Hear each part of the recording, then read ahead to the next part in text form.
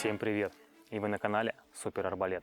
Сегодня мне посчастливилось совершить экскурсию по сезонно засушливым полям Подмосковья. И вот сейчас мы покажем самых нетипичных российских арчери-змей и вместе с вами посмотрим на них. О, давайте посмотрим! Это вот уникальный, эксклюзивный арбалет Кобра. Мне кажется, его стоит потрогать и вам показать поближе. Вот вы смотрите, как же он сделан. Ну-ка, как он... Безумие какое-то. Это на самом деле сильный арбалет, и мы очень очкуем.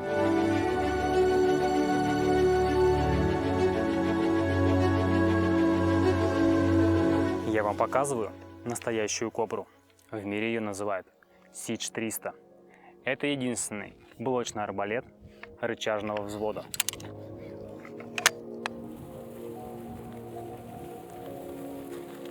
Стоит отметить, что популяция данных арбалетов в России очень мала. Впервые он был замечен в 2021 году летом. Максимальная сила натяжения данного арбалета составляет 150 фунтов, а максимальная заявленная скорость 300 футов в секунду. Сегодня мы будем проверять это обязательно. И предлагаю пригласить сюда моего коллегу Олега, который расскажет про подобный арбалет, который называется Мамба. Ола. Олала. Итак, коллега, расскажи, почему мы сравниваем эти два арбалета? Потому что, несмотря на то, что они кажутся очень разные, на самом деле они похожи. Они похожи по силе натяжения, скорее всего, по скорости вылета стрелы, но это мы проверим. Они похожи по назначению, это, в принципе, арбалеты для развлечения. Это быстровзводные арбалеты, это мощные, это дорогие, клевые арбалеты. И, честно говоря, ох, как я их мечтал сравнить, вот именно их. Ну и давайте я быстренько вам расскажу про этот арбалет. На самом деле он продается как по отдельности, так и вместе. Вы можете купить отдельно арбалет-пистолет в самой базовой комплектации примерно за 25 тысяч. То, что у меня, стоит примерно 50, что сопоставимо как раз с Коброй. Собственно, комплект: сам арбалет, раскладной приклад, сошки, планка вивера, рукоять, коллиматор и планки на 120 фунтов. Погнали сравнивать.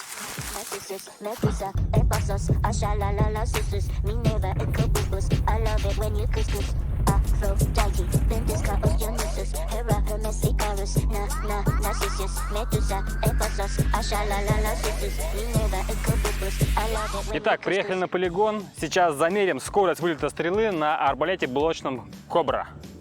Сидж 300. Поехали.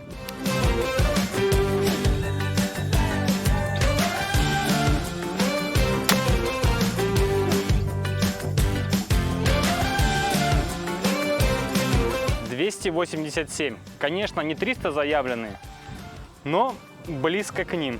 Если поставить сюда новый комплект и не обматывать тросы, то мне кажется, данный арбалет должен выдать 300 FPS. Поэтому близко к 300, но мы зафиксировали 287. Ну что ж, давайте замерим скорость и на Мамбе. 286. Прикинь.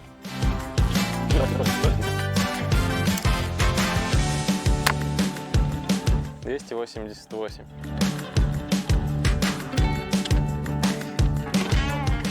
Итак, что мы получили? Кобра блочная, Сидж 300, 287, Мамба 287 в среднем тоже. Максимально. 88. Соответственно, что мы видим? Все по скорости одинаково. Но здесь стрелы толще, здесь стрелы тоньше. Здесь сам арбалет, длиннее направляющий, здесь чуть короче. В итоге, как мы и предполагали, эти арбалеты, вообще имеет смысл, было сравнивать, поэтому мы не зря это делаем. Знаешь, ты заметил, у меня весь арбалет размером как твои блочные, твои блоки. Да, вот. То есть, грубо говоря, таких практически два, там арбалета по колчану и снова так. Но я так скажу, что эта машина, мне очень нравится. Я прям вот так вот люто не стрелял с этой Мамбы, и прям...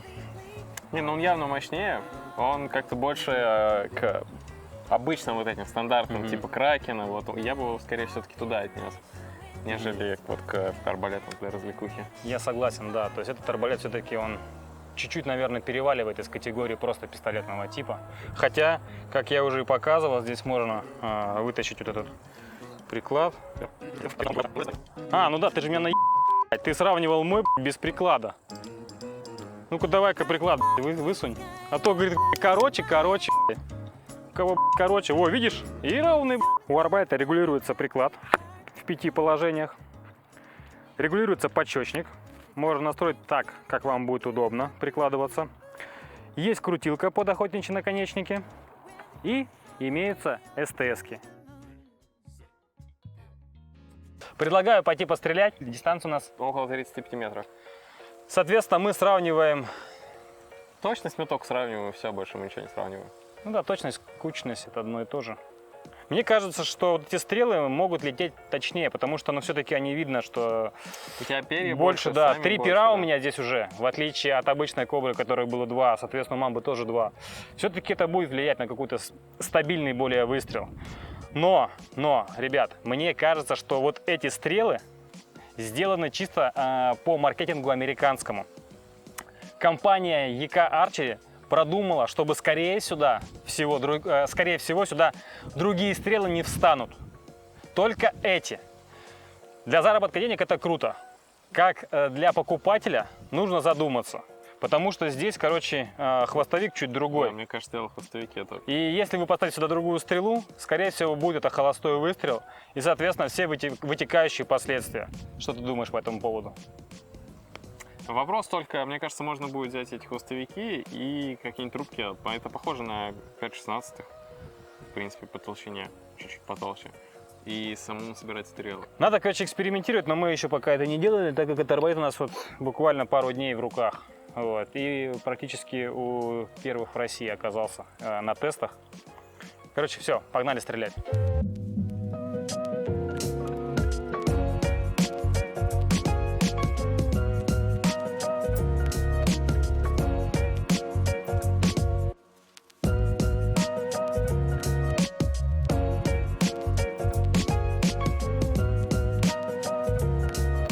В общем-то, вот, 38 метров получается, откуда мы сейчас стрелять будем. У Антона чуть побольше,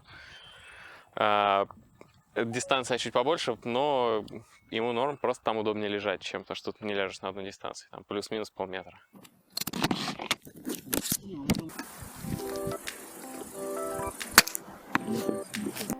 Я сейчас прям видел, как ее вот так вот в полете развернуло. Я же говорю, блядь, это же твоя игла, твоя игла. Она мне принадлежит и таким же, как и я.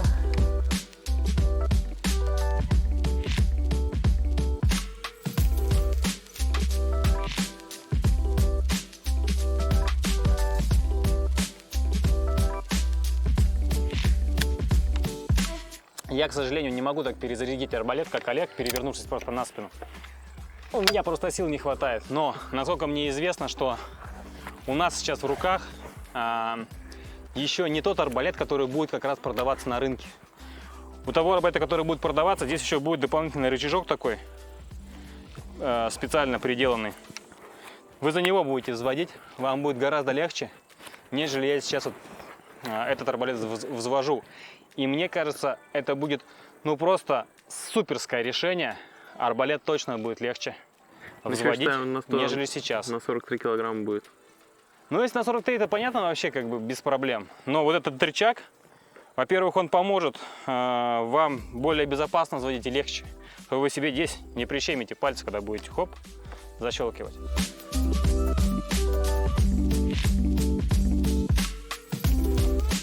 Но мне нравится этот арбалет.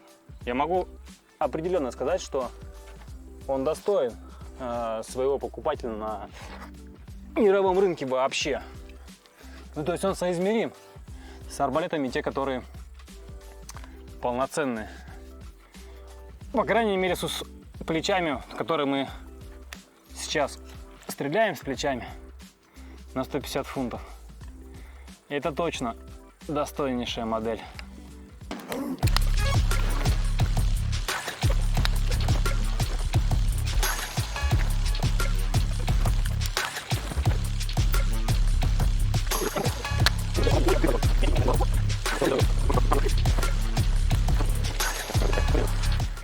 что можно сказать? На самом деле, единственный минус, вот, кстати, этого арбалета, то, что у него нет регулировки планки вивера, то есть наклонять ее нельзя. Точнее, можно, для этого надо снять ее, подложить шайбочку, соответственно, отрегулировать. Просто прицел тут вот сейчас попросил Антона, чтобы он мне привез оптический. У меня коллиматорный стоит, чтобы мы на такую дистанцию могли пострелять.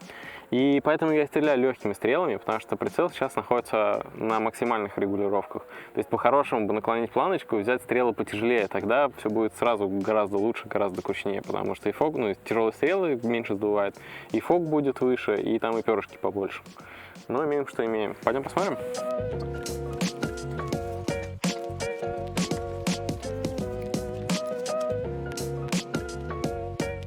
На самом деле даже для меня неожиданно то, что, смотрите, раз, два, три, четыре, пять, 6. То есть вот одна вот эта единственная стрела. Но говорю, это бывает иногда. Я вот тут периодически меняю стрелы, потому что оперение мнется, и она просто начинает улетать неизвестно куда.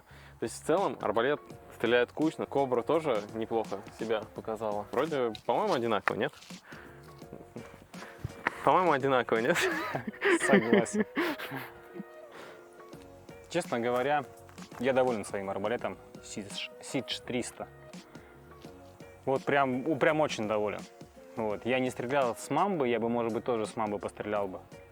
Но мне сказать нечего. Я, в принципе, вижу и один, и другой результат. Что касается моего арбалета. Доволен. Короче, решили так искать экспресс-тест. Я воткнул 2 стрелы, поставил бутылочку с водой. Кто первый попадет, тот и победил. Погнали.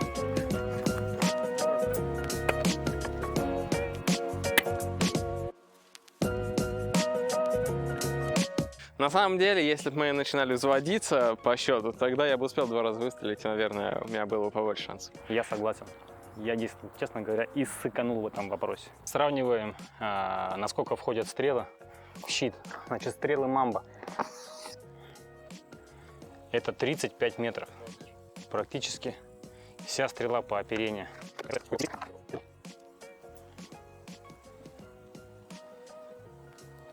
Ну, короче, блядь. И одна, и другая стрела залетает по самые помидоры с 35 метров. Предлагаю подвести итоги стрельбы. В целом я доволен. Что скажешь? Я тоже полностью доволен. Я как бы предполагал, что мама проиграет по скорости, по мощности получается, да? Стрелы разные, они по-разному весят. То есть получается одна и та же скорость, но мощности у этого арбалета явно меньше, чем у Сиджа. Но в целом, вот ты весь день со своим арбалетом пробегал, не устал, потому что он как бы явно тяжелее, чем мой. На самом деле я не устал нисколько в плане того, что я особо-то с ним и не бегал. Конечно, Siege 300 ощущается тяжелее, чем мамба. Но при нашей сегодняшней стрельбе, вот с сошек, это не чувствуется. Сколько они весят? Ну вот это, я думаю, 1,5 где-то весит. Думаю, твой где-то весит полного весит килограмм 4. 4-5, да, я думаю. Я думаю, 3200. Нет, Короче, я думаю, 3200. Я думаю, 4300, пусть будет 4300. Взвесим, покажем. Ну, получается, мой арбалет легче, потому что его буквально в рюкзак можно запихнуть, взять там с ребятами на рыбалку пострелять, вот чисто как игрушка. И даже если ты до него не доберешься, он, опять же, много места не занимает.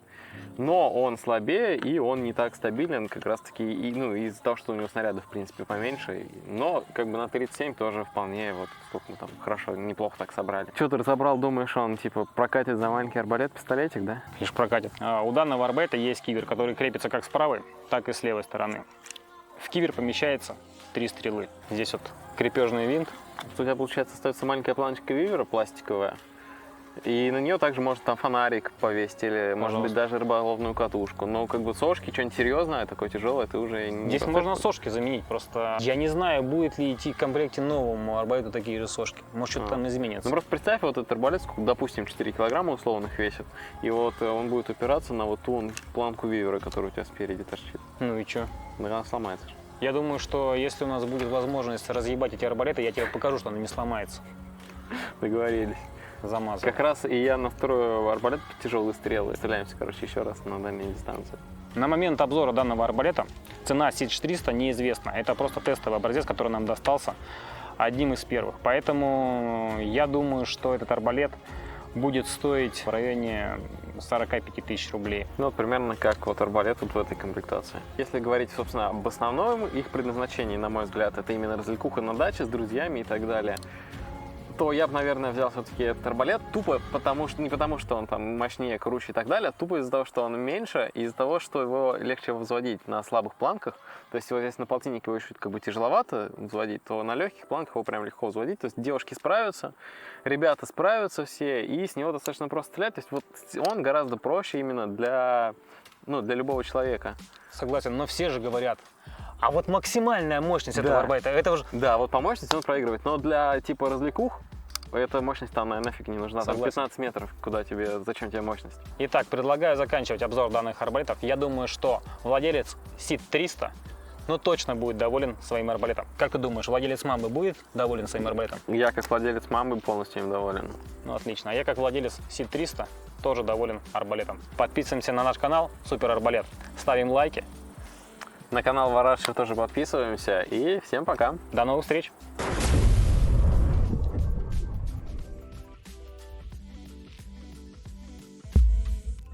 Держишь. Ты держишь там? Да, я так держу. Я буду двигать вместе с арбалетом, так что взводишь обычно. Что-то не продумал, да?